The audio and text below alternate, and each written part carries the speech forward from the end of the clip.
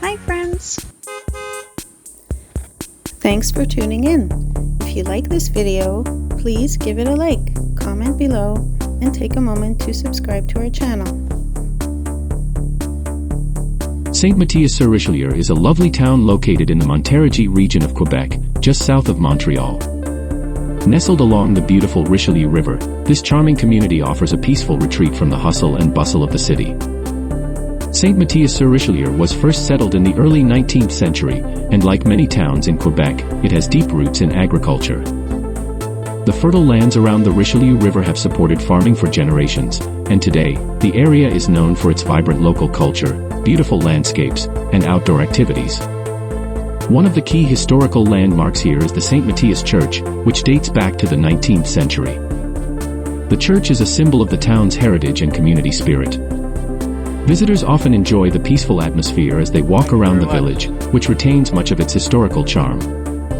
For nature lovers, Saint-Mathias-sur-Richelieu offers scenic views of the river and surrounding countryside.